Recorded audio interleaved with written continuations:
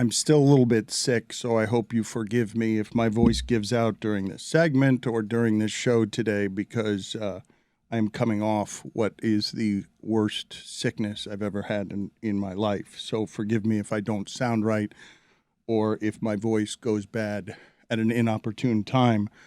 We begin with the story from last night, Damar Hamlin, a safety for the Buffalo Bills. I imagine a lot of us were introduced to last night if you're not necessarily a follower of that team. I did not know who Damar Hamlin was. I learned in reading about him afterward that he's from Pittsburgh, a sixth-round pick. He's been in the league for a couple of years. And he had cardiac arrest during the first quarter of the Bills-Bengals game that everybody was watching. And I imagine that we all sank in to a very similar shared discomfort at the horror of what it is that we were witnessing as they awkwardly tried to fill time. And all of us saw a bunch of grown men on the field crying, worried that we had just witnessed someone die on television playing football.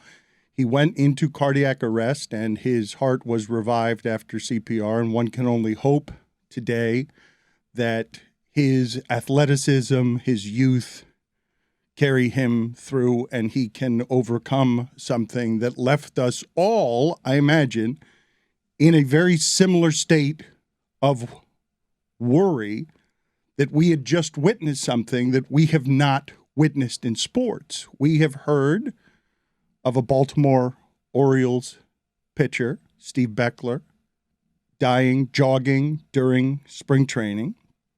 Corey Stringer, a Vikings offensive lineman, during a practice. Hank Gathers, before the internet age, at a smaller school. None of these things were things we were all watching together. None of these things were 10 million people watching. We are used to a pause in the game. They go to commercial, maybe a prayer circle, an ambulance. It's been a long time since we saw something that felt like paralysis in that sport. But when you think, Stugotz, of that sport being a collision sport that's dangerous and has its risks, that's not the danger you think of. That's not the risk that you think of. No, it's not. It's until last night, I was not aware. I've been watching football for, 40 years, and I was not aware on what seemed to be, your run-of-the-mill standard football play that I have seen 1,000 times in my life. I was not aware that a player could potentially die because of a blow to the chest. Now, people are saying he was in the right place for that to happen. You're missing the point. The point is, I don't know if there was an underlying condition or not, but if there wasn't, football is what caused him to nearly die, and that's a big difference. But let's stop for a second, okay, to show compassion and empathy for Hamlin and his family before we get to the speculative parts of this, even though, Stugotz, football has earned whatever doubt you have here.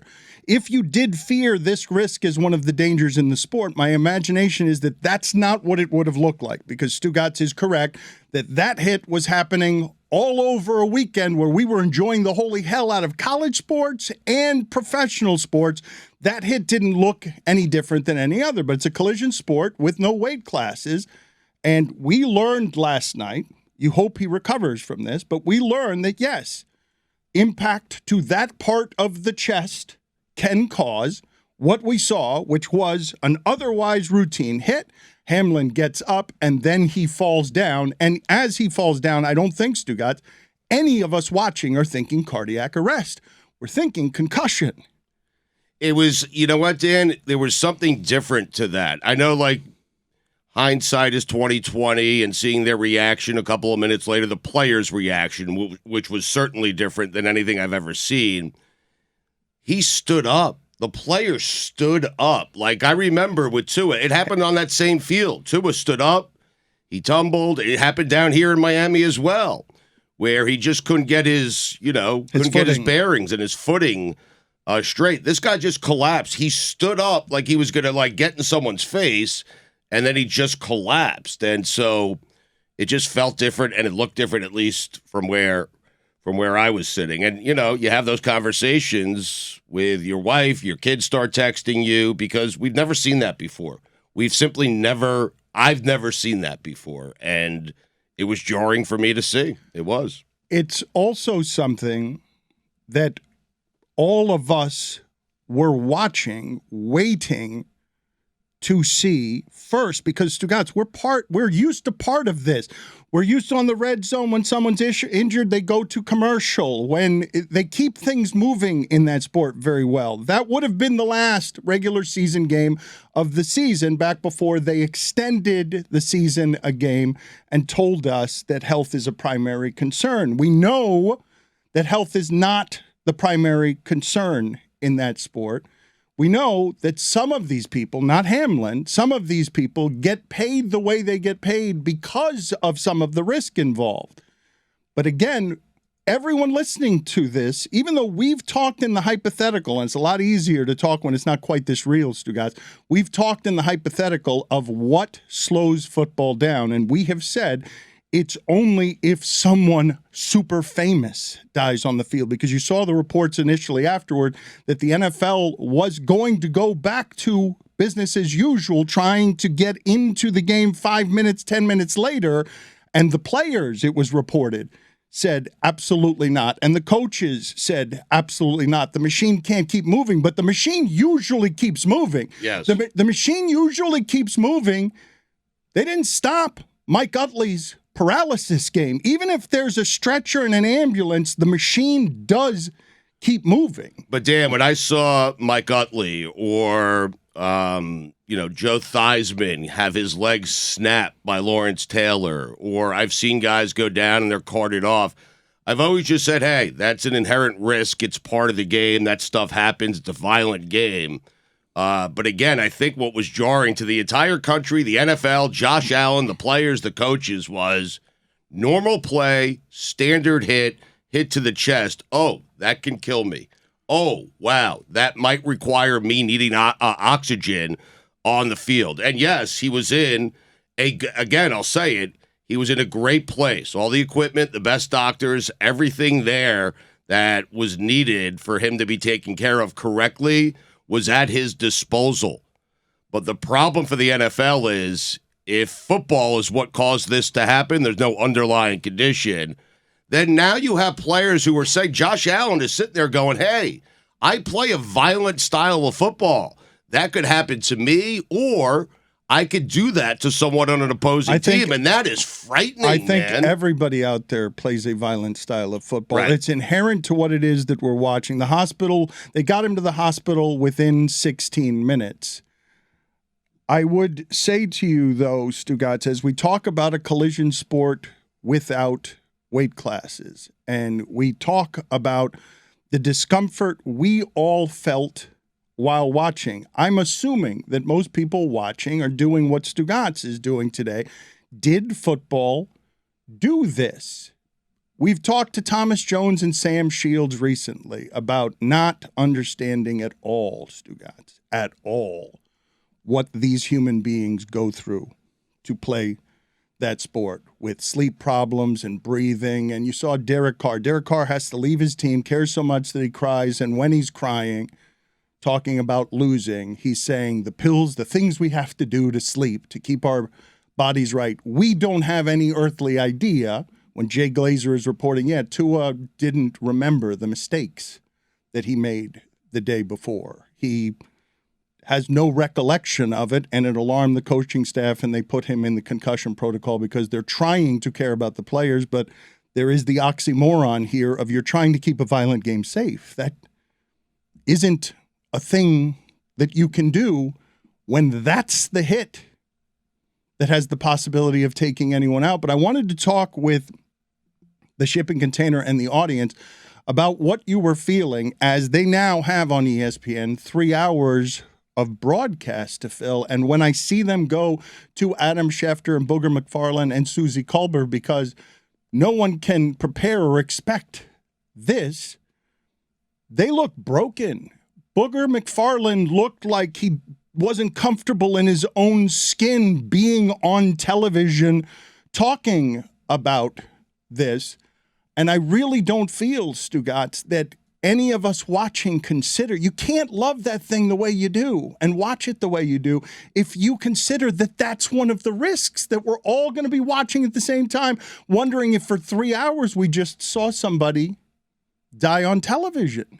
But like you say, it's not that risk. The risk is usually, a shoulder to the helmet. The helmet snaps back and hits the ground, and that blow to the head makes somebody brain dead or paralyzed, and that's what we watch live on television. It's not a straightforward hit. I, flash back to other moments where that's happened. A year and a half ago, Christian Eriksen died on the field during a match at the Euros, and then was brought back to life. And I remember that broadcast. They actually stayed on a close-up of Christian Eriksen for a long time, and they took a lot of criticism for that.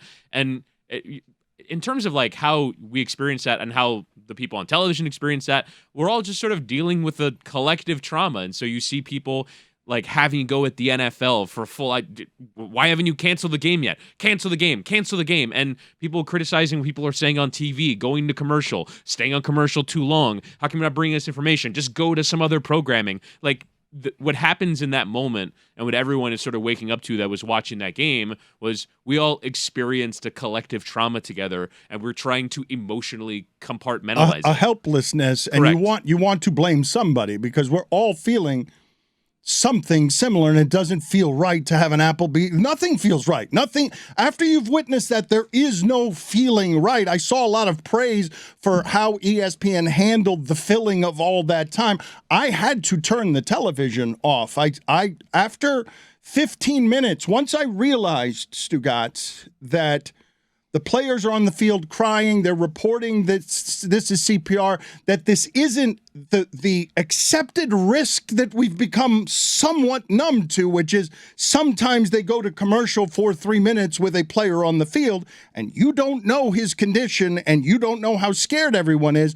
I don't think many of us have seen a delay of this amount of time where you see the fear escalating. You feel and you can see the fear on the faces of all of these giants. That time period of discomfort was too much for me after 20 minutes. I couldn't keep sinking into that. I had to get away from it. I thought Susie and Booger and Adam Schefter were representative of the entire audience and the players. We were all going through this for the first time. We didn't know how to react. We didn't know what to say. We didn't know what was going on. They didn't know what to say. It's their job to fill time. But I thought they did without a lot of information. Without any information, pretty much. And I thought they did a fairly good job. And I think Schefter really, because Booger's a player and he was clearly affected by it, Schefter being a fan of that sport, I thought did a pretty decent job of capturing what the fans were thinking at home. I thought Scott Van Pelt and Ryan Clark did, and I understand why you would turn it off. I do. In fact, I had to after a certain amount of time as well, because there's only so much you could say about it. It becomes redundant, and you just kind of want to get away from it. But I did feel like Scott Van Pelt and Ryan Clark helped in that spot, especially Ryan Clark, just feeling as a player, his experiences would, he had his own health issues and had a near-death experience as well, where players were coming to visit him at the hospital. I thought those stories, and I thought his perspective was good and helpful. And I think, all things considered, there's no playbook for this, and I think they did a fairly good job of taking us through it. What does the group do with the ethical and emotional conundrum of making the leap that Stugotz or a lot of people are willing to make, even as you say, if there is no underlying condition, making the leap, because football has earned this doubt. I shouldn't say we know how risky it is, because I don't think any of us felt it was that kind of risky, but we know that it's a very dangerous sport. We've had other instances in other sports, and people were bringing this up on social media, where we've seen players collapse on a basketball court. We've seen it in boxing. We've seen it in youth soccer. I have a friend whose daughter passed away on a field because she had a pre-existing heart condition. The sport didn't cause her to die. The pre-existing heart condition caused her to die. In this case, it appears that maybe the sport might have caused someone to nearly die on a football field. What do you do with the ethical and emotional conundrum of loving the sport the way that we do, following it the way that you did on Saturday? Saturday, not Sunday. Saturday with the kids. And I thought about this, Stugotz, because I lose when it comes to the popularity of football. When I see the numbers for Texas-Washington bowl game, and it's outdoing all of the Christmas Day NBA games, coming close to 5 million. When I see Minnesota and Syracuse playing on a Yankee Stadium field that nobody should have been playing on because of the players slipping, and so many players were just leaving the field limping because of how unsafe the field was between, two mediocre football teams. I'm like, what are they doing? Why are we watching this? 3 million people are watching it because of gambling and because it's about the uniforms, and I can bet on things. What do you do with the emotional conundrum and the ethical conundrum as it presents itself last night, and you start asking yourself some of the questions Stugotz is asking himself? Did football do this? Every time someone gets out on a field and people wave to training staff and there's a stretcher, that thought goes through my mind. And I think in a vacuum, it seems kind of callous that when I watch football, I realize that this is always one of those possibilities. When I participate in it, there's always a chance that something bad could happen. But you never think this is the possibility, right? I do think that on a normal play, Mike? No, I would say that I've always kind of been bracing myself for someone to die on a football field. I think we've done the shows where we're like, it's just a matter of time. I think this specific injury, a compact injury direct to your chest, is not really what we envision. But I watch sports and I engage in leisure activities all the time that have the specter of death around it. Formula One motorsports, that's part of the appeal, the danger, getting behind a wheel and doing the impossible. Michael Schumacher has been forever changed by it. We saw Dale Earnhardt pass away at the biggest race because of the specter that looms over that sport. We've seen combat sports, boxers die. So I watch sports and I engage in leisure activities where the specter of death is around. It's another thing to consider it and to watch it play out right before your eyes, though.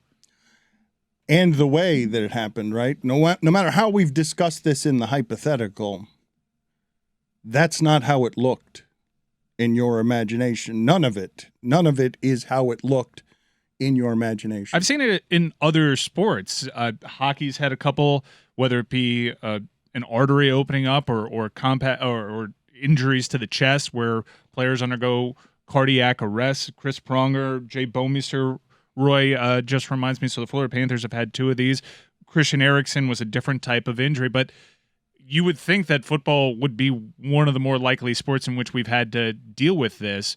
And in many respects, part of all the confusion yesterday was because football had never been put in this position. There are rules in the rule book, and I think everyone was quick to criticize. I thought the NFL and ESPN, considering that we had a resolution and we had an answer to everything that was going on within an hour, handled it about as well as you could expect.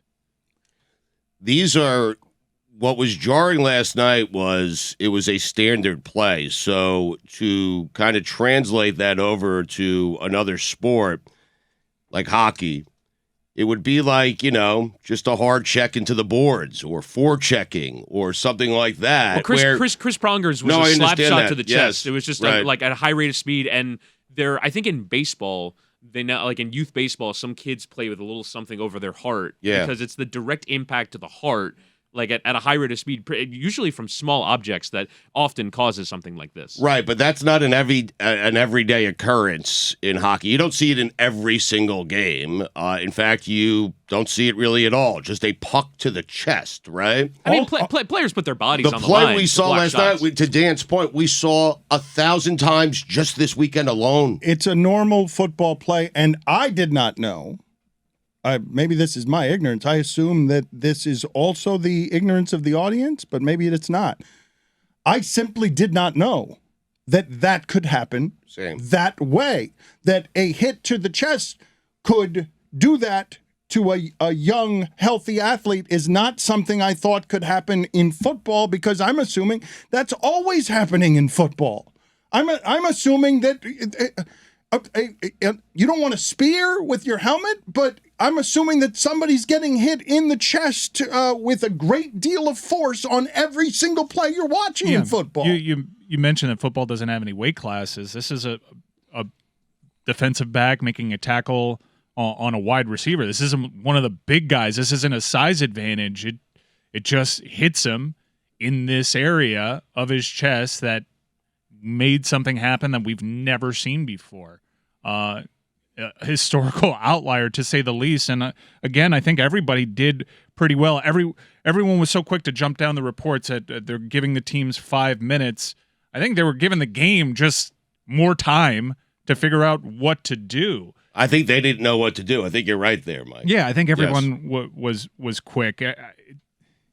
I'm not going to do the cancel culture thing there, but a part of what was looming over every word that came out of Adam Schefter and his mouth, considering he's stepped into it plenty of times on Twitter by missing the mark, that was looming over everything too. It's just you don't want to say the wrong thing. It's not just that, because Skip Bayless stepped in it last night by wondering about the importance of the game and how you cancel in the game, getting there first with an opinion, and then he apologized and offered prayers, although he didn't mention who he was praying to. I think that when you see what happens there, everyone feels so very helpless, stugotz, so very helpless, all of us in unity, that we want to blame somebody, because we're all a little scared, and we're all like, what am I watching? And this can't be my fault for supporting it, right? Who do I blame? Can I blame the NFL? They're not acting fast enough, but I don't think the NFL has an emergency playbook scenario for what people do in this instance when that's what it looks like. When I got to imagine that many of us were feeling the same sort of things there. They have all the necessary stuff that you would need for something like that in the event that it happens at every single stadium. I learned that last night. Like, they have all the equipment you would need. They do training for emergency response every game, 90 minutes before the game. I learned that last night. I had no idea. But you're right. Your mind goes to like the worst possible places. You feel a tinge of guilt because you're supporting this thing and you love this thing so much. And then you start to question whether you should be supporting it or loving it so much. And that will dissipate with the next week of games. Yes. Because it'll dissipate if they ever resume the play of this one. It'll be hanging over everybody. It would be an odd way to play the game, but the show will go on. We had a coworker pass away recently. Our show did go on. People deal with this in workplaces all around the world. It's just their workplaces aren't broadcast to international audiences on primetime television. The only game last night, an important game, a lot of people watching that one game. It wasn't a 1 p.m. game. It's the game everybody's watching. But I do wonder, Dan, because you and I had no idea. I don't think anyone associated with our show had any idea that could happen on a normal play. I do wonder, do the players know? Are they aware? Have they been told, hey, this could happen to you? It hasn't happened in as long as we've been playing the game, but there is a small percentage chance that if you get hit at the wrong time in the wrong spot, that you could potentially die in the field. I don't know if the players know that. Let me ask you this question, because I don't know how we're going to segue today into doing a normal show, normal hijinks. We will attempt to segue at some point. But I intended to come in here today and talk about the Dolphins and make fun of Billy Gill, who has fled the premises after buying a Tua jersey and his whole season has fallen apart. Make fun of Chris Cody because since he said the Dolphins fall out of bed and score 30 points, they haven't been able to score 30 points. I was going to make fun of J.J. Watt. I was going to make fun of you too because as soon as we said, finally, for the first time in 20 years, December AFC East games that matter, the Jets and Dolphins played 10 of them and lost all 10 of them. Mm-hmm. But the thing that I wanted to tie to Tua is something that I've never seen happen before in my history covering sports, which is people keep coming up to me around South Florida, conversationally, people I do not know, asking me, do you think Tua should quit? We are back to that conversation, and a quarterback that I don't think I'm overreacting when I say I've never seen this scenario in my life when it comes to being able to analyze what a quarterback is statistically. He has all these number one in the league numbers when he's healthy. And then what happened in the end of the Packers game, where he's throwing 3 very easy to catch interceptions to defensive players for the Packers, plays that don't make any sense, and you're wondering, as he goes into the concussion protocol afterward, is his head scrambled? So we don't know how to make the assessment on this one guy I will call, I think I have this right? He's the most polarizing quarterback in the league. I don't even know who is in second place. And for some reason, we don't care that Bill center Mitch Morse is coming back from the concussion protocol, his 6th concussion, 6th reported concussion. That's not something we care about. But with Tua, now you've got, to me, something fascinating, Stugotz. It's RG3, of all people, who had his career detonated by the way he was coached by Kyle Shanahan, who led to a revolution of young system coaches who now can make quarterbacks something without you knowing whether they're good or not, or how good they are. How good is Garoppolo? You can't totally tell, and now you're looking at Tua Tagovailoa, and people are wondering, legitimately, should he keep playing? What do you do with that question? Because I don't know how to answer it when I'm telling you that I'm getting it all the time. Who's the second most polarizing quarterback in the league, Stugotz? Kirk Cousins. But for me, the thing with Tua is like I just think it's different when you compare it to RG3, for instance. RG3 was a physical injury. I know that a brain injury is a physical injury, but his knee was never right again. And so he couldn't perform to the same level. Whereas we saw in fairly clear terms when in that game against the Packers, there was the pre-concussion and there was the post-concussion. And those are two very different people. And so if he's healthy, he's great, or he has been great this season. But when he is concussed, or when he can't play because he is concussed, then obviously it completely affects everything. And like you said, Jay Glazer reported that he couldn't even remember the mistakes.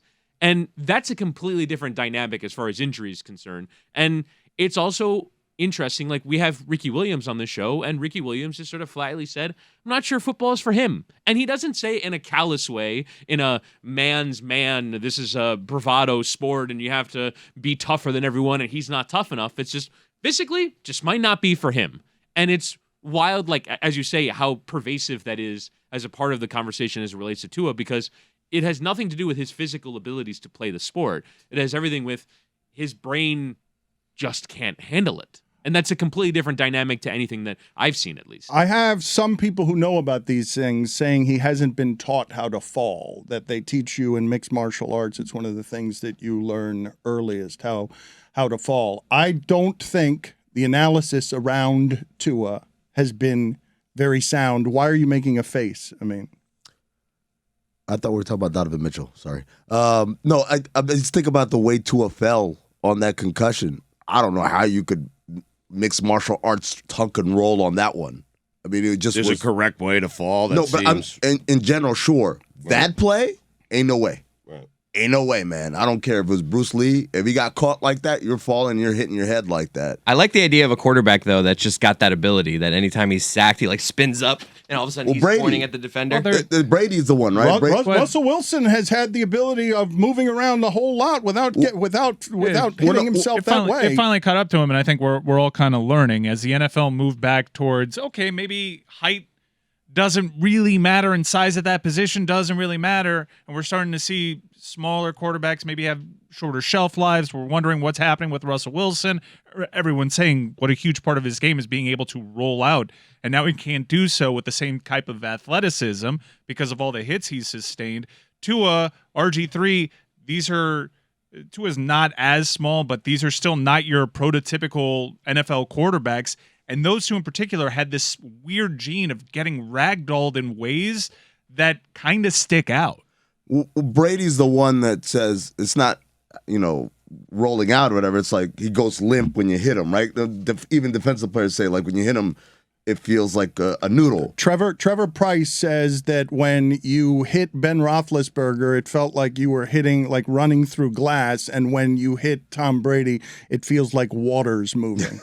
Yeah, Big Ben, he's obviously huge. It was impossible to get a clean hit on him. Russell Wilson in his prime, a smaller guy, it was really difficult to put a clean hit on him for whatever reason. Tua and RG3 are the two that really stick out. Lamar Jackson had this concern when he was entering the NFL. How could someone with such a slender frame be able to hold up in the NFL? And one thing that we didn't really picture or imagine was that Lamar Jackson would physically grow into the role to the point that he's the one actually dishing out the punishment. His frame and his neck is enormous. He is a really big guy, and I think part of this is all data as the NFL shifted away from the prototype, the big guys. Levis is this quarterback from Kentucky, and everyone's like, why is he rated over Bryce Young? Look how great Bryce Young is. And when you see the frame and having to make sure that you have a quarterback that is available long enough for you to evaluate him, I think we may see some people start shying away from smaller quarterbacks because of this. But I think it's weird that like all the names that you just named are either elusive quarterbacks or physical quarterbacks. And going back to what Dan was saying about knowing how to fall, again, I don't think there's any way that Tua could have fell better on that one. Yeah, there is. He could have been bigger. I'm just saying it's harder for a 6'5" quarterback to fall the way that. No, but I mean, saying when you get caught like that, you get caught like that. Got caught like that. There's no right way to fall. You can't control it. Size absolutely plays. If I may, though, on what we're doing with the revisionist history on this, I will remind you that we all learned first of Tua's possible concussion on that play when someone named Michael Williams on Twitter just put the hit out there on the video and said after this hit, he was not the same quarterback. He threw 3 interceptions that were very obviously just thrown right to Packers. We didn't put him in the concussion protocol. The Dolphins didn't put him in the concussion protocol. Amin is saying that hit is something that nobody could have fallen better, but none of us knew he had a concussion until this person put it on Twitter. He hasn't been playing that very long. Even the example that I cited, Big Ben, it was impossible to get a clean hit on him. I saw him have to be ambulanced off of a field while he was still wearing his helmet because at a certain point in time, the hits and the violent sport caught up with him. What's really scary is with Tua, much like RG3, is all this is happening in a very short amount of time. And this is a season where they were trying to evaluate this quarterback. And part of your evaluation is he gets concussed. He gets thrown to the ground hard. He seems to be taking harder hits than everybody else. I can't quantify that, but my eyes are not lying to me when I turn on a Dolphin game and I see Teddy Bridgewater or Skylar Thompson starting at that position and not him. Teddy Bridgewater's season ended not just with a pick six, but with him being punched in the face at the goal line, trying to make the tackle and breaking his finger. And Stugotz, I do want to ask you, as I stumble around today trying to figure out how to have football conversations around what we witnessed. Is this whether the quarterback should make a tackle or not? No, Okay. I'm not. I was not going to just fall into that. What I was going to ask you is, how do you do this with Tua when I've never had a quarterback evaluation? that got to any place this polarizing before you even get to the conversation of, is his brain equipped for this? Should he do it? Which I don't think is as absurd a conversation as it was the first time, Stugotz. And I don't know what to do with the fact that, again, the Bills have a center who was returning to action last night after his 6th reported concussion. Wild. To me, that might be a bigger story than should Tua quit or not. Is the idea that they're letting a dude get concussed 6 times in the span of 17 weeks. No, forgive me. It wasn't this year. It's not 6 this year, but it's 6 over the career. It's 6 over the last few years, but still, but it is 3 since 2019. Well, Dan, do you think there should be some sort of policy where you reach a certain amount of concussions, that's it? I think that Tua is incentivized to not tell the coach that he didn't sleep well that night, or not tell the trainer that he's not remembering things. Like, I think everyone. But that's a really dangerous and harmful place for this sport to live. But we've been there. We've been there forever, though. We've been there for a very long time. Have any of you ever been concussed before? No. Anybody? I have. I have. There's zero. Like, I hit my head, and then everyone's like, "Oh, you okay?" And I'm like, "I'm fine." And I kept playing because I was just like, "I'm fine." And it took me probably, I think, my first clear memory was my teammate screaming at me, and I couldn't understand why. And the reason why was because I would inbound and I would walk up the court, and the other team realized I had no idea what was happening. So my guy would just go trap. And my teammates telling me, like, you got to go up court. And it took me like 30 minutes to realize that was happening. When you're in that headspace, there's no way you could say, "Hey, coach, I think I'm concussed." The patient has no ability to really grasp whether or not they're not feeling Not even well 24 hours later, though?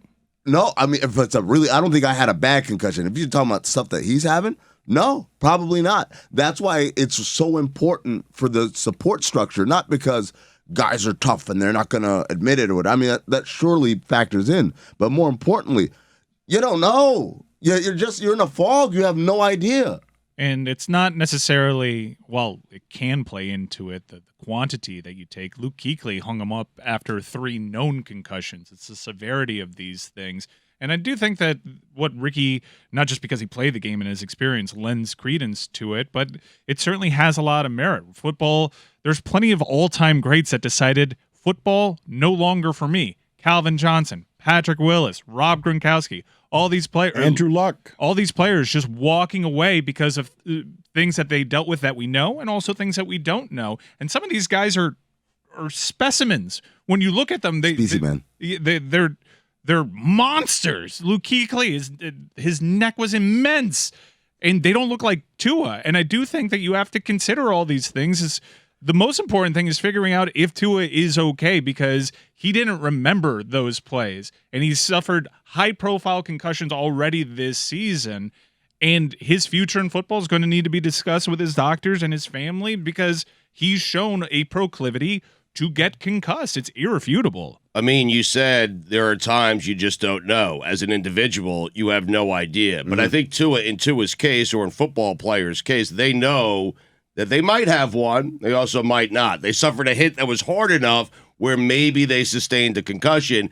And to Dan's point in question, what incentive does Tua have to go to his coaching staff and say, "Hey, I think I may have been concussed. I have no idea. We should look into it." And that's assuming that he's aware of it. But again, you're right. There's 2 reasons why, right? One is the regular, I want to be out there guy kind of mentality, that machismo. But then the other one is, crap, man, that's my 3rd one this year, man. They're not going to let me play anymore if I tell them.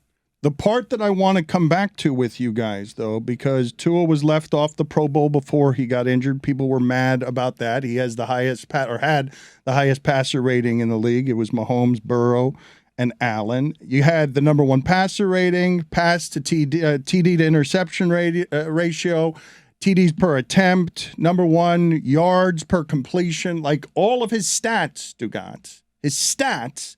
Take away the uniform, the name, system, wide receivers. His stats are best quarterback in the league type stuff. How do you answer the question that I'm telling you I'm getting asked by strangers all over the place, which is not something I've seen before?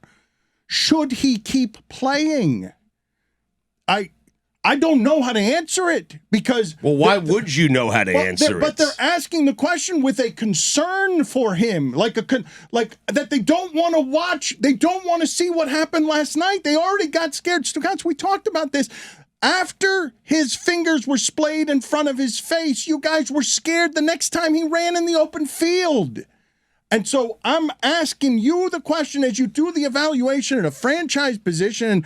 I mean, you can, you're a front office person, and sometimes you could do very cold calculations as a business must when it comes to these things. How do you do the evaluation on should he keep playing if he's concussion prone, and at what point is it fair to ask that question when you just saw him throw three fourth quarter interceptions, first quarterback to do that for the Dolphins since Chad Henne? So this is like the Chris Bosh question. If Chris Bosh says, but I feel fine, I want to play again, but you know as a team, look, dude, you could die. Like, allowing you to do this could end your life. In the case of Chris Bosh, by the way, he went and sought every doctor in the world, found one who would clear him, but the league and the team would not clear him. The league and the team protected him from himself, and what they were really protecting themselves from is the liability of what we witnessed or what we could potentially witness last night if indeed you have a situation where Hamlin actually dies. Right. So when you say what should Tua do, unfortunately, well, you leave it up to Tua, he's going to play for as long as he can. Right. So, and, you know, especially if you think about his backstory and stuff. I remember this when he was at Alabama. The dude was like bred to play football, man. Like his family, his dad was like Jake Shuttlesworth, you know. So the answer there is definitely going to be like, oh, I want to play. So as a league, the question isn't, you know, what does Tua do? What should Tua do? Because obviously, he probably should consider not playing anymore. But the question is, if you turn it to a more realistic question is, do the Dolphins and does the NFL have a responsibility to say, yeah, dude, like, we can't let you go back out there, especially as we know what the effects of the cumulative concussion, right? The fourth concussion is not the same as the first one. It's even as you continue to get concussed, each additional, even if there's a lot of time in between them, right? And you know, obviously he had 2.5 or whatever in the span of a few weeks. But if you're talking about guys that get concussed years after like their last one, that still has a higher magnitude impact. From a legal standpoint, I mean, this is the time where I wish we had David Sampson on as someone with a legal background. Like, at what point does this become a liability issue for the league in terms of opening us up to litigation? I think what you have seen with the litigation is there was a $785 million concussion settlement that then turned out to be way too low. I believe we're in the middle of this sport being so big and so profitable that these liability issues are going to make their way into our consciousness more and more as some of these things kind of happen and you need a horror and an outrage around them. You saw that Hamlin's toy drive charity went up over $3 million in people wanting to do something for him because they felt so helpless. Bill's Mafia is famous for donating for players on opposing teams and being very kind in this regard. It was the one shred of positive news that made an appearance last night in everything that was happening for 3 hours in the discomfort of what that broadcast was for many of us. We will try to do the show we would normally do on a Tuesday here going forward. We will see whether we succeed or fail with that next. Mark Laurie and Alex Rodriguez. Who could have seen that coming? That they would go for a splash move. Just classic. Splash. Just classic that, like, the Timberwolves, like, I heard this at the time. It's like, there are organizations whose first-round pick, I mean, you'll take first-round picks in exchange for your star players. And then there's organizations whose first-round picks you'd you'd bank on. Oh, Like, yeah. you want to have Minnesota's first round picks in perpetuity. Yeah, man. You call them first. John Wall would have been a nice little plan B. For who? Here? Yeah. That's not a plan B, man. Well, he's playing all right. He's playing all right, but that's not a plan. You're like, okay, we're going to give him Durant. If that doesn't work, we're going to go get John Wall. What's our plan B? That's We not. didn't have a plan B. That's not- Plan B was roll everybody back. We back made out the there. Eastern Conference Finals last year. And you weren't as good. And we were a shot away from the finals. But everybody else By the got way, better. but they are getting better. Won 8 of 11. They are getting better. Like since Hell Week, they've been 8 of 11. Right? They've gotten better. There's no plan B, man. The Nets are winning it all. I mean, Oh well. Careful Yeah, on but- relying on the Brooklyn Nets for 5 months.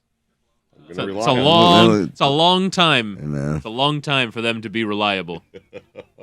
I watched some basketball over the break. Look at Doncic. There's something there. Yeah. He's good. Yeah. Plans. There are How parts about- in his game that I really like. Plan A, Kevin Durant. Plan B, John Wall. Plan C, Luka Doncic. Go kick some tires over there. It took 60. What do you have? 60. 61, 10, and 10. No, No, 61, 20, and 20 and 20 Yeah. and 10. It was a 60-20 and to game. beat the Knicks in Yeah. overtime. No, he does. And- He does some nice things out there on the court. He does. They were he almost had that line in a loss. Like, should have had that line yeah, in it a was loss. overtime against the Knicks. if the It Knicks- took all of it. It took all of Dodge. And I An think he extra was, session. I think he was throwing free throws at the rim at the end in order to get them to overtime. But Free basketball. you could do something with a player like that. I think it's a good guy to build around. Still not sold. What is Dallas doing, though? Like, Winning 7 straight. I know, but that team around him should be so much better than it is. When I see them, I think they're just going to keep having the roster construction, which is let Luka do everything and then just build around him, kind of like gotta have some Mbappe kind of and second- Messi. You gotta have some second guy, though. Like, just a second guy. Well, By they the way- had it in Porzingis, and they Oh, traded no, him. they did not that's have it in not a second Porzingis. guy. He They had it in Brunson. They had it in Jalen Brunson. Brunson's a guy that, like, in retrospect, maybe they should have done a better job of trying to Nuts. keep. How can you make the argument for Same position. Porzingis and not Brunson? Like, what are you doing? I mean, Your they Knicks- had a second guy. It was Porzingis. He was their perceived second guy, and they traded him. Brunson might be an all-star. Brunson turned out to be better than I even thought. Yeah, I mean that's the old like give me the opportunity and you roll your eyes and then the guy gets the opportunity like damn he made the Knicks decent, man. He made them passable. By the way, did you see Mbappe was at the Nets game? Yeah. What do you They're make of in that? the middle of their season. What do you make of that? Mbappe getting the week off as Messi returns to training. Dude, I mean, like, let me tell you something, man. When you give, I mean, we talk about people getting the keys to the franchise. That dude's got the keys to the franchise. Mbappe? Yeah. Oh, Like, totally. in a way that I don't think an American sports fan, like, Stugotz, do you know what Mbappe's deal allows him to do? No. All right. Witty, do you want to explain this one? Like, I want to see Stugotz's brain explode. Well, he You has talk about- he has personnel power. Yeah, we're talking about player empowerment. He literally has in his contract, I can fire the coach Wow. in his contract. That's beyond the $6 gajillion. Not even Ronaldo got that in his deal in Saudi Arabia. Yeah, for real. His deal stopped just short of that.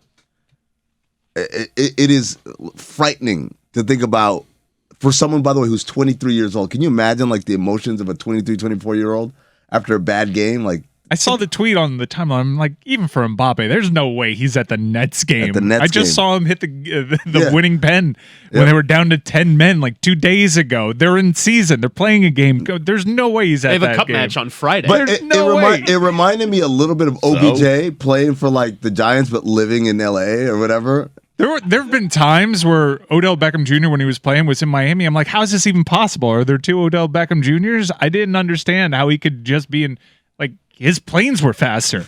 If there's a player who deserves that power, though, it would be him, right? I mean, he's more important than the coach. Well, I mean, yes. And also, at the time, he has long been linked with the move to Real Madrid. Basically, since he became a professional player, he's been linked to the move to Real Madrid because he grew up a fan. And literally, the president of France, not the president of Paris Saint-Germain, the president of France stepped in with the negotiation, basically went to the owner, went to him, and was like, whatever you want. and he has no power other than running the country. but like in terms of running the club, like the president of the country is like, no, you can't. Don't go. Stay here, please. Stugotz, if the best player on your favorite team, like, flies 5 hours or 6 hours to watch a game as a fan, how do you feel in the middle of your season? If Sauce Gardner did that,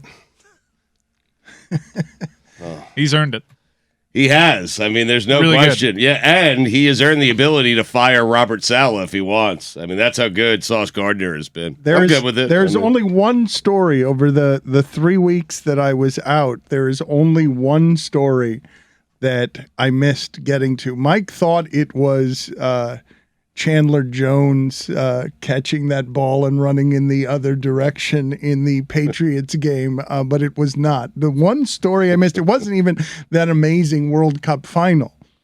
It was the legitimate gurgling fury that resided in me because I got so mad that Salt Bay was allowed on the field during the World Cup celebration. That's the story? That was the story. All the stuff that happened? Of all the stories that happened over the last 3 weeks, I thought that everyone in the world was as mad as I was because you got to earn your fame. It can't be you throw your elbow up and you pretend to put salt on a steak. You shouldn't be on the field in a silver suit. He doesn't pretend to put salt on the steak. We've never been more unified as a globe. Right? Mike, that was great shout. that was the moment where everybody came together and says, get this guy the fuck out of here, man. Mike, he pretended How is he so shiny? on the field. He pretended to put salt on the steak on the ball. Okay, That's his but- move now. Yeah, but just famously, he does actually put the salt on the steak. Otherwise, you're Way not too going much salt, fake too. He salt. wastes a lot of salt. Hey, These videos. It's Real falling on salt the bag. floor. It's like we could be using this salt. I do that now when I put salt on. Do you? It's fun. But you got to Like do it at an cascade down angle. your- So it cascades down your forearm and off your elbow, and then it gives a little spout over it. Oh, like we didn't all love we made this monster. We all love Yes. that video. This is, you want to talk about the ills of social media?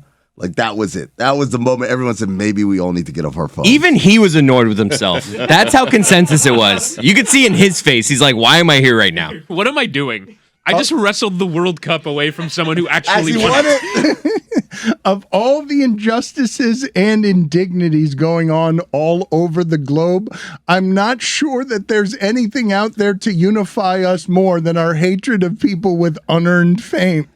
Is there one person out there who says, you know what, guys, I don't know what the big deal is. Why are you guys all ganging up on something? There has to be, right? Twitter has one of these people for everything. My favorite video was when there was a player who just won the World Cup there with his infant child in a full kit. This is the moment that they're gonna have pictures for a lifetime. It's gonna be an incredible moment. And Salpe takes a trophy and starts teasing the little kid with the trophy. He's like, no, you can't hold it. This is mine. I can hold it. Classic Salt Bay. Mike, do you want to get to your Riley dossier, or did you get to all of the items that you have? I know that Dossier. That wasn't on record, right? I'm still compiling things right now. That wasn't on Turns out the record. division's a lot weaker. They're going to win the division. It's amazing. And I thought They're going to have to build a new building just to house the Southeast Division titles. divisions are stupid. No, they're not. Yeah, They're dumb. Why? No, they're not. Why do they exist They in that exist. sport in particular, where you can play everybody? But in the NFL, they're like, we have to watch someone from the AFC South in the playoffs. Why? Division shouldn't happen. We don't have we shouldn't have to watch somebody from the AFC South. Oh, I want to table. see Jacksonville. Come on. I want to see Trevor Lawrence. You don't want to see that? I mean, maybe, but just Over the Dolphins? just because of geography. Because of geography, I have to watch maybe the tenant. But do not rule out Mike Vrabel winning that game on Sunday. Mike Vrabel can win. Is it Saturday or Sunday? Mike Vrabel can win that game. Even with there's Dobbs? with Dobbs, Yeah. with Willis, with somebody off the No street. Derrick Henry. Like Mike Vrabel. He's trying to lose that game. Don't do it. Don't do it. I care about you. Mike Yeah, Vrabel, no, I know. can win this game. I'm and familiar ruin with the all- Titans' and work. ruin all Yes. of our wild card Saturdays. I know. They feel like Croatia to me. Yeah, that's exactly it. And Cronin, like you're going to have to harm Vrabel. and keep him away from the stadium. It's not that Derrick Tennessee Henry, team. Is Derrick Henry indeed out? Because he could be in street clothes and he's still going for 180 against the Jags. He owns them. It's not the Cons. It's Derrick Henry. I believe he's out for the season. I do. He was doubtful for the Cowboys game. You've got a couple of games this weekend with the Packers. I guess the Packers and Lions are playing for a playoff spot. It's a meaningful game. It could be both teams win and get in, depending on what happens with the Seahawks. And it seems to me that every team in that league is 8-8. Somehow the Steelers have the same record as the Dolphins. I don't know how Chris Cody feels about the Dolphins having allowed more points than anyone in the conference, or that was the case going into Sunday. Maybe the Colts have now passed them. But the Dolphins have allowed a lot of points, and it seems like every team in that league is between 7-9 and 9-7. And everybody is about the same. I mean, we spent so much damn time talking about Tua, and the Steelers have the same record as the Dolphins. And Tomlin's not going to have a losing season for the first time. The Steelers are somehow 8-8. No idea. Has 6 of the last 8. Has Tua and Jalen Hurts made their MVP case by not playing these recent weeks? I mean, Tua did not. Dude, Tua did not make his MVP case during the Chargers But look game. how bad the Dolphins are without him. And know, look how the Eagles can't win now without Jalen Hurts. I'm just saying, it's rare that the point is made for you when you don't play. But the Dolphins are so terrible without Tua, and with Tua, Lane Johnson is the MVP. I go Kelsey. But I wanted to ask Amin about Donovan Mitchell and the Riley dossier that Mike is assembling, even though they've won the last few games and they're over 500. And Mike has given up on Pat Riley and the Heat, even though they're above 500 after 30 some odd games, 32 games. Team's going nowhere. I said, playing good, cool. Is that what this season's about? No. But I want to talk about Donovan Mitchell's 71. Hold on, before we get to Donovan Mitchell, because this is technically still a little bit local hour or no? No, Okay, we're out of the local hour. All right, never mind. I just want to point out when Hell Week happened, Mike was like, it's over, just tank. And I'm like, there are 3 games or whatever out of, 4th place. And here we are, having won 8 of 11 since then. I'm like, dude, kind of told you, hey, it's kind of too early to make those kind of sweeping First round remarks. exit. Nothing. Mike knows the team is not good enough to play with Brooklyn, to play with Boston, to play with Milwaukee. He knows that. Maybe even Cleveland. You could throw them in the mix. Last too. year they were good enough. Right. This year they're not. This is not a controversy, and that's not what the Miami Heat or Pat Riley that's not the controversial. be. That's not the controversial part. The controversial part is where your next logical destination is, and blow it all up. Well, they don't look close. Can I ask you a question? Because they have played more one-score games than they have in any of the last 3 seasons. They're halfway through the season. They've played like 12 or 13 games that have been decided by 3 points. They won all those games last year. We thought their Achilles heel, well, they're going to have trouble scoring late. They're going to have trouble scoring late in close games, and they took it to within a basket of the Celtics. Do you not do any of that with one-score games? For example, in football, the Vikings are 11-0 in one-score games, and we all know that if they lose in the first playoff game that they play, if they get blown out, none of us are going to be surprised by that. Yeah, but these one-score games are against bad teams. For the most part, they're in tight games with bad teams. I'm not doing a record thing, win-loss thing. I'm looking at the top of the conference and seeing that there is a sizable gulf now between them and where Miami is right now. That gulf did not exist last year. It's because Miami backslid a little bit and the rest of the teams in the NBA got better. You know what the biggest thing for the Heat has been? Like the biggest thing? Halliburton hitting 10 threes in a game on them. Halliburton. You guys just made up a name. Halliburton. He made the last one from half court. They can't make threes. That's the biggest thing. They can't shoot, right? And the guy, specifically the guys that they expect to shoot for them, can't shoot. Max Strus can't shoot. Duncan Robinson can't shoot. Kyle Lowry, I know you didn't expect that one, Mike, but like you're counting on these guys to be able to shoot.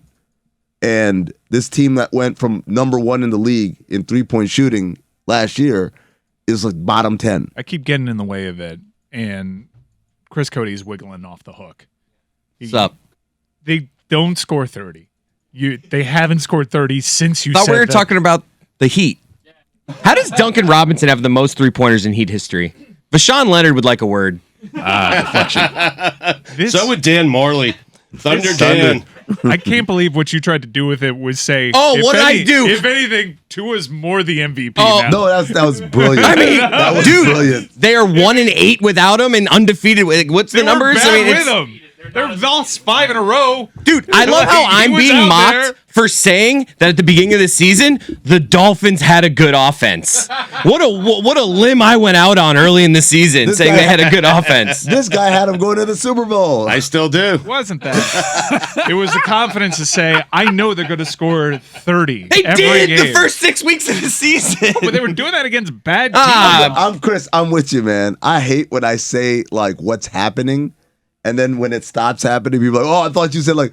Did you remember what Chris said about their offense a few weeks ago? This idiot. I was literally describing what they were doing. Okay, so I'm just asking because you're the. Let's most talk about the Heat passionate- again. You said blow it up a couple weeks ago. You're the- Back to you. You're the most passionate Dolphin fan here, and that's just the construct of the show. No, The I get it. Hey, if look. the Hurricanes lose, they'll pound No. me. If the Dolphins lose, they'll pound you. Look, This is I your don't know lane. what to do now. I take to your point. I don't know. I don't know what to make of this team. That's my answer. I don't fucking know. It's always fun when the guy doing the marking is the one who curses. Yeah, man. Wait, what were we talking about? Okay, Which team are we talking about? The Heat. Just I don't know. excellent work by No, you. no, no. I mean, excellent work by you to go deep inside the machine and say the guy doing the marking is the one who curses, something that's an observation only you're making, and then you peter out and forget your point. Yeah. Excellent effort by you to end the segment. Roy, insensitively, callously, we heard all about Amin's concussion. He gave us all the details, but you said you've had a concussion, and we got none of the details of your concussion. Well, he asked the room in here if anybody had a concussion, and I said, yes, I had a concussion. I happened during a car accident. Somebody hit me, and I got knocked out. I ended up waking up in the hospital and had a concussion, had all sorts of injuries, so that's what happened. You don't know how long you were out for? Could have been a day, I think. Yeah. Damn, really? I paused in answering your question because this happened to me on Christmas Day, actually, and it wasn't a concussion. And I'm going to tell you the story just because there's something funny in it. When I tell you I've been as sick as I've ever been, on Christmas Day, I decided for the first time in a couple of weeks to try and do something with people, and I passed out on the floor. And I was told that while I was out by my wife, not amused, by the way, that a guy at the party who was overbearing came over and was trying to do CPR on me, even though he doesn't know CPR, and I did not need CPR because Not Dan, the guy. Sorry about that. I was breathing fine, and Wait, the mouth to mouth? Was he trying the mouth to I mouth? don't know. I was out. I'm going to hope that it was just Climbing on top of that. chest stuff. I'm hoping. Jim Carrey scene. Avoid the white light, Dan. We're laughing, but you okay? I right. mean, I don't know. Yeah. I don't know. You don't know? Greg Cody of the day over here. I don't know. The thing that got me was bad, and I appreciate you being the one to express that concern, Whittingham, while everyone laughs at me. But a day seems a long time to be out for, Roy. Like I was just out for a couple of seconds, and what happened in those couple of seconds, unbeknownst to me, seems visually very funny, which is my horrified wife who thought I was otherwise fine, trying to ward off a partygoer who was doing things he didn't know how to do and shouldn't have been doing Was he in the that drink? spot. Was he in the drink? Because if he was in the drink, this I gets got even this. funnier. Yeah. I don't want to be that. What I want it to be is a guy getting dressed earlier that evening, like, honey, Dan LeBatard is supposed to be at this function, and I'm going to make an impression on him one way or another. And when Dan collapses, he's Help like, is on the way, dude. Oh, no. knocking people aside. Get out of the way. The part that amused me the most is my wife saying he obviously did not know how to do CPR. Oh, yeah. I know PCR. Everyone like did it in like a health class in 10th grade, and that like was probably like the extent of his CPR knowledge. Starting to tap into something 25 years ago. Everyone who watched movies in the 80s knew how to do CPR just because off of watching movies. I've never taken a CPR class, but I get it. Pumping the chest a couple times, blowing it in the Are you mouth. confident you could do it right now? CPR? Like, if one of us needed it? So I actually, I remember this in the news. They said that you don't even need to do the mouth-to-mouth. The most important part of the CPR is the chest compressions. That's all that was being done, I am told by my wife, even though I like to imagine the visual of somebody with a beard who doesn't know how to do CPR. While also you're fighting it. just putting his mouth on my mouth. I was trying. You're saying I'm okay. I'm coming to right then with a just total disorientation of I'm already confused enough about why am I on the floor here? Why is this bearded man hovering over me? But I don't believe my lips were involved, although I haven't asked. Maybe you should call my wife and see if those details are involved. I assumed it was just chest related. You know, there's somewhere out there a guy on this planet that thinks he saved your life. Oh, Yeah. absolutely. You ever see him again? It's like, hey, Dan, I'm the guy that saved your life. Yeah. He's telling that story everywhere, right? Oh, yeah. No, Anytime anyone says, like, oh, man, I love LeBatard Show. It's so funny. It's like, yeah, you know I say Dan LeBatard, right? Yeah. This guy passed out right there at this party. You know see or no, right? I think he could have got some free heat tickets out of it or something.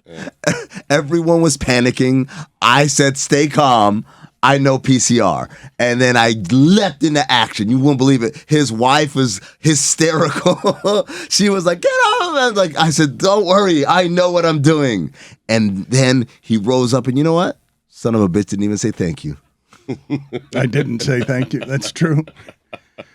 Getting on to a couple of things, stugotz, that happened over the weekend. I am curious how ESPN is going to cover the news of Dana White and video of him slapping his wife at New Year's festivities, apologizing, saying there's no excuse, saying that he had been drinking. If it had been Roger Goodell or an owner of an NFL team, I imagine it would be covered with a great deal of zeal, even though ESPN is a corporate partner with the NFL. In this case, Dana White is, I can say this, right?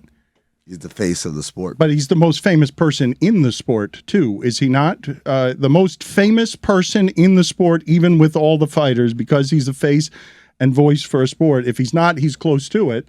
And we've talked before, it's not even the crime. It's the size of the fame of the criminal. How does He's pretty famous, Dan. I mean, how does ESPN cover that one? Because usually with these things, if there is video and there is mainstream media pressure, and ESPN is the one most capable of applying mainstream media pressure, but they have a partnership, an uncomfortable partnership with Dana White that ran off the one journalist that they had in that sport, Ariel Helwani, and we ran into it because Dana White has a great deal of power at ESPN. How is that story going to be covered? How is that story supposed to be covered? It's supposed to be covered the way ESPN would cover any story like this, but people need. I'm not certain they're going to do that. I'd like to think they're going to do that, but there is a partnership and a lucrative one, as you have mentioned, and he is the face of that sport. And so I'd like to think ESPN would attack this story the same way. Now, listen, right now, they're in full NFL coverage right now, and they are talking about the future of the game, and and we're all kind of jarred from what we saw last night out in Cincinnati. But when they get to that story, I'd like to think they'd cover it the way they would cover any other story of this nature. The problem that exists is there is a major partnership, and I know well enough to know that they likely will not cover it the way they probably should because of that partnership. Are we getting a little too meta here? Should we be talking about the actual incident rather than talking about how someone else is going to cover it?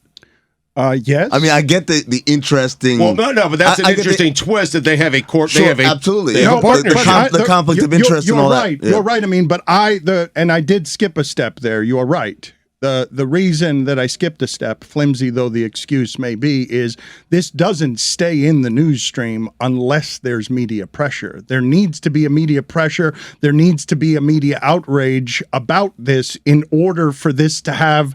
Does it have to come from them, though? In order for this to have consequences, where they're the worldwide leader in sports, yes. And they do tend to help with how this stuff happens, and they're compromised here by a business interest, and that I did skip a step. I mean, but that's the reason I skipped a step, because I don't believe there will be consequences for this, because there can't be consequences for it unless the level of outrage stays in a place. He's so powerful, so independent, and can even control, to a degree, the media monster with which he has a partnership, that I don't know what the consequences will be to video of you slapping your wife at a party and slapping her back because of the fight that you've gotten into. No matter the quotes from your wife saying how out of character it was, usually that video to a person of power is hugely damaging everywhere in sports. But this guy works in a plane with his own outfit and a power that doesn't come with a great deal of governance. Like, who is there to punish him?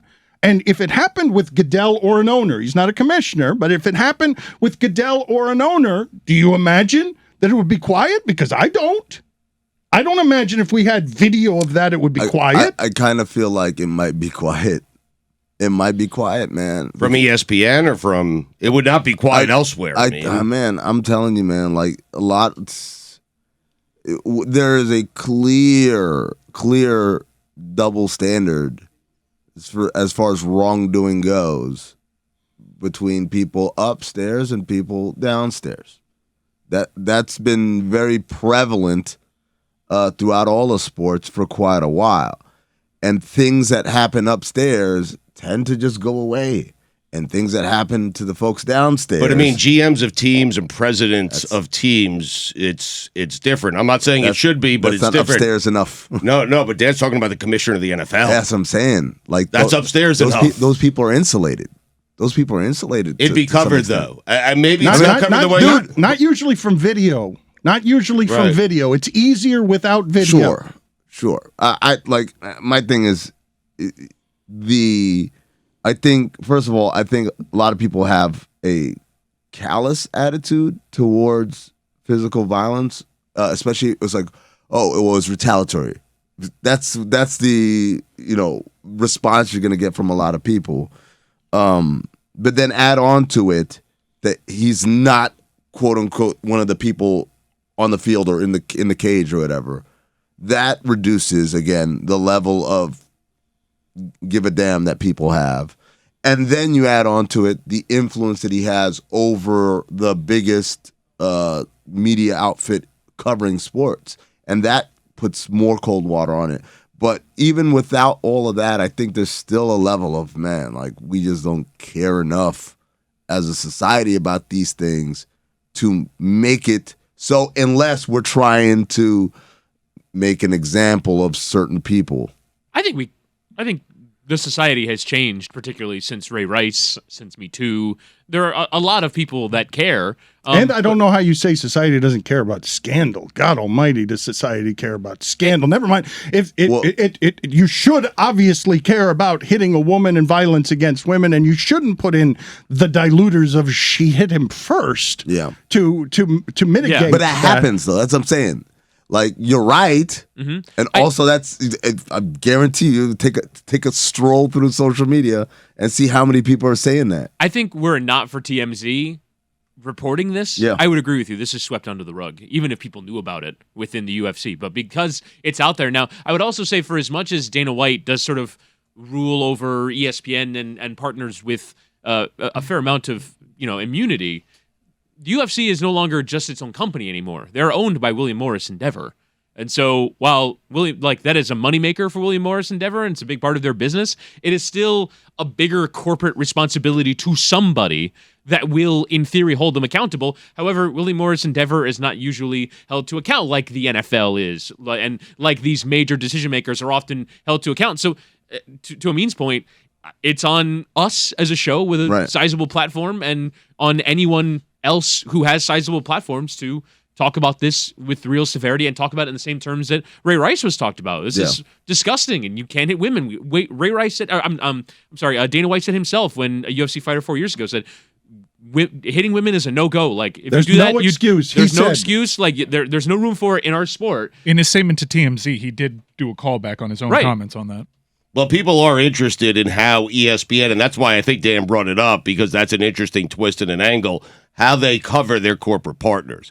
And will they cover them the same way I mean, as someone who's when the Ray not? Rice video No, came people out, care it was wall to wall. I It know, was wall to wall. But people care about that, about ESPN's coverage of stuff, because they can really have an impact. I don't They do. think- Dana I don't White's think people care. looking at the television right now and seeing wall-to-wall coverage on Damar Hamlin. So I don't think the coverage be interesting to see how it might be covered. We could have that conversation if this huge story wasn't out there right now. You think the standard sports fan cares how ESPN covers Yes. them? No. Yeah, no, I do. Stugotz, they care about their fantasy team, man. No, They don't care. No, I They mean, don't care. people loved, like, they love that stuff. Hey, gotcha. Hey, you treated People this do love person in this complaining on league social like media. this, They but were you didn't caring go about after how- Dana White. Yes, they were caring did. about how Skip Bayless was tweeting about it. Yeah. But I'm talking about like how ESPN as an entity covers the story. I saw Covers their ESPN partners. walking on eggshells for an hour because they were dealing with everyone ready to judge them and any misstep. So I do think no. it's There's a part of difference. it. We are a There's nation of difference. media critics I'm not talking in about moments like this. covering it poorly, right? That's what everyone was, or that's what everyone last night was worried about at ESPN. It's like, we don't want to do this poorly, right? That for sure. When you do what Skip Bayless did or whatever, yes. I'm talking about covering it at all.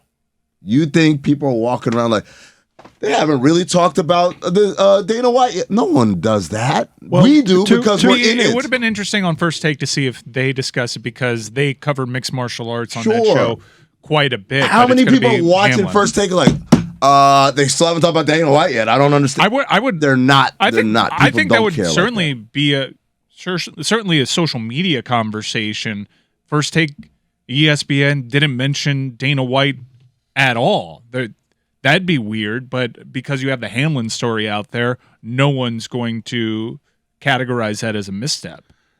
Let's get to Amin's point about how power gets away with things, because Stugotz, Ethan Strauss reported something I thought was interesting about the owner, your New York Knicks owner, James Dolan. James Dolan has security in place at the Garden that uses facial recognition to hassle fans who may have had the social media commentary of sell your team. How the hell is that something that can be reported and happen in 2022, 2023 without people getting all sorts of pissed off about that kind of misuse of power? How did you receive that story when you read it? I mean, you saw what Ethan Strauss was reporting, where you're using facial recognition to harass your fans for having an opinion. So if you haven't read it, basically, when you go to Madison Square Garden, the facial recognition tech there is picking up on everybody coming in, and they have people classified with different codes. And some of the codes are like, we know you're in the building. And some of them are, we know you're in the building and we're going to come have a conversation with you about knowing that you're in the building and you're being watched, depending on where you're coded. So one of the guys that Ethan interviewed was this guy who's, he works in finance. He's a fan of the Knicks and the Rangers, comes to Madison Square Garden fairly frequently. And he goes to the Garden one day. This is, I believe, pre-pandemic. And they come up to him and tell him that he's been flagged, and you're being watched, and just know. And so he said, well, what was I flagged for? They refuse to tell him. They won't tell him. Every time you go to the Garden, they do this, but they won't tell him why. And the reason he's flagged is because a few years ago, he went on the Facebook page for JD and the Straight Shot. That's Jim Dolan's blues band. Of course. And left the comment, sell the Knicks or sell the team.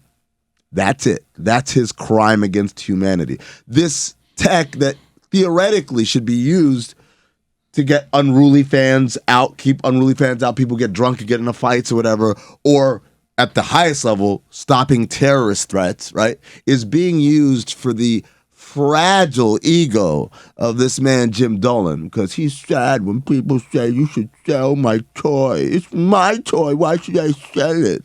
So the story mushrooms out of it. You guys like that voice. I could tell, man. Oh, yeah, I could always absolutely. tell Yeah, it. voice. Do the rest of the show. Sounds like just a generic crying voice, though. It doesn't really sound like Dolan.